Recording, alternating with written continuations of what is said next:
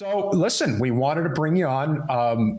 First order of business, of course, is, we're looking to grow the grassroots. And with you obviously taking over as the president of the DPCF Broward chapter, why don't you share with the audience a little bit about, what our short and maybe even long-term goals are as far as how we do build that type of grassroots energy that we really need? Yeah, absolutely. Well, first of all, I'm really glad to have had the opportunity to be elected pretty much without opposition in the caucus.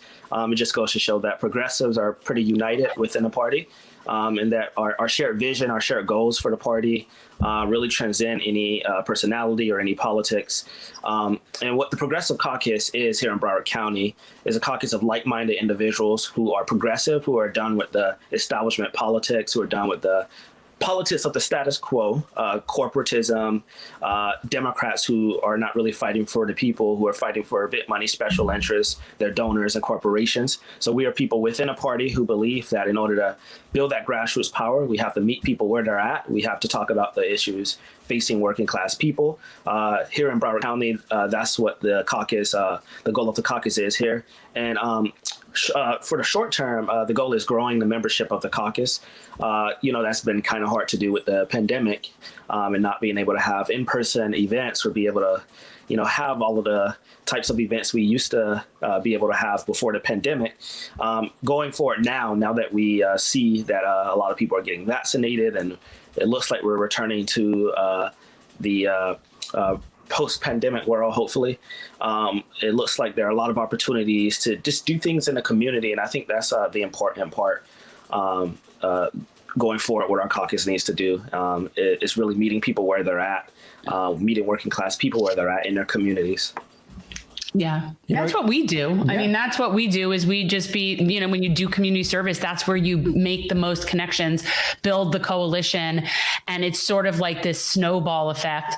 And then you're also simultaneously helping people that need help. So I do think that to me, the whole idea of a campaign is a campaign for service. So it makes sense that should be the priority. I mean, for sure. So talk a little bit about your district. Yeah, for sure. Well, I know the boundaries of the district is going to change in the coming months, but House District 94 is a East and Central Broward-based district that covers the majority of Fort Lauderdale, including downtown Fort Lauderdale and the northwest part of Fort Lauderdale. It takes in most of Wilton Manors, including the western part, some Oakland Park, some Lauderdale, some Plantation, some Lauderdale Lake. So it's a very central Broward district.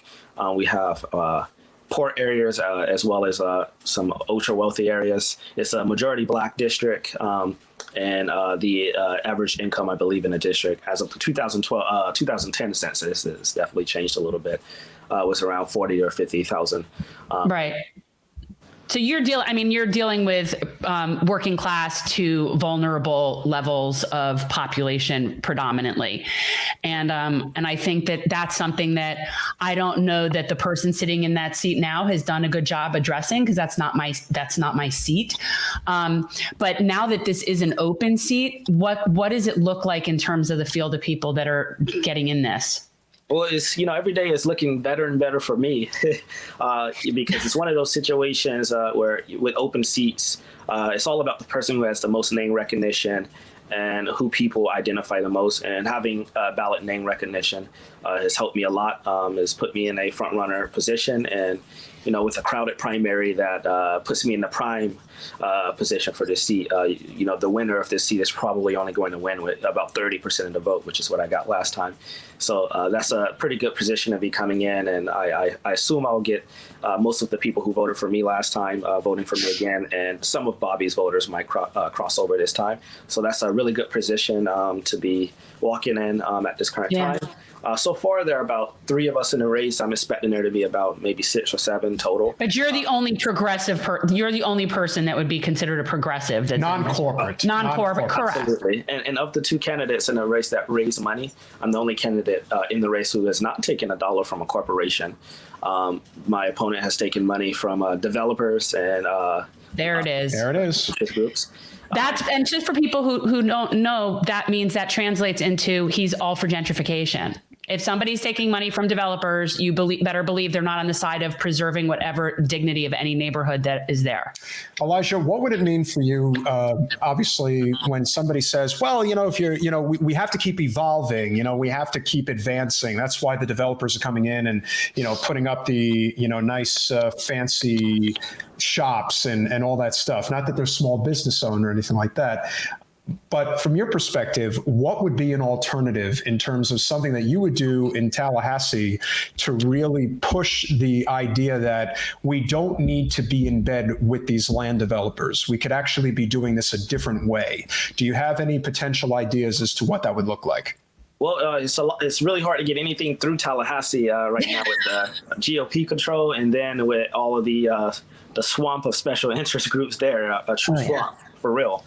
But I think there are a lot of alternatives. I think when it comes to development, there are a lot of alternatives. Smart growth is important. Right now, the problem we've been seeing in Fort Lauderdale, and that's gotten a little bit better, is infrastructure and development. We have to make sure that our infrastructure can sustain the development. If we're just building high-rise after high-rise and the water system and the pipes on the ground isn't being maintained, that creates a problem down the line. For the entire district or for the entire city, where you have people in rich and poor areas who can't shower for a couple of days, or they're on a boil water notice. And that takes us to another issue, and that's the clean drinking water issue. And that ties into climate change, that ties into bit sugar, that ties into everything. So everything kind of interlocks. But when it comes to development, I think the key to development is ensuring that we have enough affordable housing for people in the district. If we're going to be developing, and as a state representative, I won't be able to stop that development. I know that is usually going to be a municipal level decision. Yeah. It's important to make sure that the cities have the dollars they need from Tallahassee, whether that's through the Sadowski Fund, Trust Fund, or through other pieces of legislation so that they can build housing. So I have a couple models for how we could do that. One, I don't think that we have a lack of affordable housing. I think we have enough housing. It's just not being maintained, the public housing that we have. We have some places that hasn't been maintained since the 1980s or upgraded. Yeah. A lot of those places just need to be demolished. I mean, in my neighborhood, we have green apartments in our neighborhood, Cooper Properties, where they haven't been, I have people calling me, every few weeks telling me we have rats, we have mold infestations, we have electrical problems, and the landlord, the company isn't doing anything about it. So what my platform calls for is just to invest in building at least 100,000 or coming up with 100,000 affordable housing units over 10 years in Broward County, because the growth we're seeing in population is going to continue over the course of the next 10 years as well. A lot of people moving to Fort Lauderdale from New York, from California, from LA, from everywhere, and they're coming here into my district, and they're moving into Fort Lauderdale. But the issue is how are they going to afford the housing? So if there's going to be development, there needs to be a talk around infrastructure, around affordable housing, around jobs creations, around minimum wage, around healthcare. It's just a whole all-encompassing issue. Yeah. How important, because we don't normally see this, but I think it's very important to try to develop whatever relationships you can with the local representatives, whether it be the city commission, the county commission. I think Jen's done a really good job of that with a lot of the local municipalities, especially with the initiatives we're trying to fight for with GenCorp. I don't really see that too much with elected representatives. How would you see your role evolving that maybe current representatives don't really do as far as that's concerned? I think that a lot of legislators, when they get to Tallahassee, they do their 2 months in session. They, communicate here and there with their elected officials when it comes to the appropriations process, and then it's just done. I think as an elected representative, you need to be more in touch with the city, with the elected representatives in the city, including your mayors or city commissioners, as well as people in the homeowners associations, people in some of those city level appointed commissions, all the way down to the book club in the neighborhood, because all of those decisions that are being made, it's a whole all-encompassing network of people that are making those decisions in the community. So I think the most important thing is especially if we're talking about something like infrastructure development, a lot of the cities a lot of the revenue that they get comes from the taxes, the property tax, but a lot of money they get comes from Tallahassee. And the way they get that money is through the appropriations process, through their state representatives and state senators, as well as through legislation that gets passed and appropriated through the budget every fiscal year. So they have to come and ask for resources, and the state representatives should be more available to those requests. And I think in my district, one of the issues we keep seeing pop up is the infrastructure and the housing issue. And if I'm elected, I think I'll be able to communicate and work with a lot of those elected officials. Some of them are supporting me in this race, some of them are not. But I think being able to have that broad coalition of those people is going to be very helpful, especially if we're talking about infrastructure or water quality. That's something that's going to affect not just Fort Lauderdale, and not just my district, but South Florida as a whole. So I think cooperation is the biggest thing. A lot of cities, they're only focused on my city, on my district, my this or my that. Yeah. It's like, hey, Fort Lauderdale's water is being used by Oakland Park and Wilton Manors and Tamarack and North Lauderdale. So what happens in Fort Lauderdale affects everyone else. What happens in this city will affect this city in the long run. And I think having that cooperation between all of the cities as well as their elected representatives is going to be key, especially in the next 10 years. Yeah. And I think, well, what's also interesting is not that they're just related in that way, but literally the infrastructure is related. So, for example, our water supply comes from those canals that are crossing over somewhere in the Miramar area or wherever they are over in the Everglades. And those canals are where the water comes. So the water has to go through infrastructure in multiple different places. It's not like Fort Lauderdale just, all of a sudden creates its own natural spring water that it's just, bubbling up from there. So, and yet there is so much tribalism in a lot of these municipalities. And in a lot of cases, it's them passing the buck. And one of the big issues we came into contact with when we were canvassing specifically in Hollywood, and I know this is an issue in Fort Lauderdale too, is the Airbnb. Yeah. And what the Airbnbs are doing to a lot of the people that are residents that just want to have their normal neighborhoods. And what they found was the city said, oh, it's not us, it's the county. The county said, no, it's not us, it's Tallahassee. Tallahassee's like, no, you got to talk to me.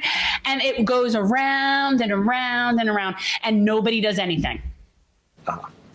Yeah. Oh, yeah. That's a big issue because there's like several sides to the Airbnb. A lot of cities want to regulate it, and Tallahassee says, no, we want to preempt your ability to do that.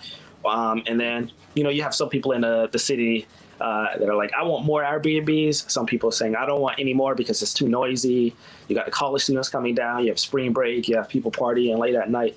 And then I think a lot of it is people deflecting responsibility. Well, that's the whole thing. They don't want to say no, so they want to blame someone else. And they just like this circle of pointed fingers, and nothing's getting done to help these people that are unhappy with their representation. Right. And I know a lot of cities are trying their best to deal with it, but then Tallahassee is making it a little harder because they are trying to pass legislation that makes it harder for you to regulate any industry as a city. They just with this HB1 bill, which does a lot more than crack down on protests, is also saying to cities, hey, you can't take any money away from police. And if you do, then we can come in as the legislature and say, no, you can't do this. And a lot of cities are I think home rule is just very important, and Tallahassee is making it harder for anything to get done, because if any progressive change is happening, Tallahassee is looking to stump it out if they have the power to do it. Thanks for watching. If you want to support our mission to transform politics into service, please like this video, subscribe, follow us on social media, and consider joining our Patreon, where you'll get early access to our interviews as well as other exclusive content. Links are in the description. Peace out.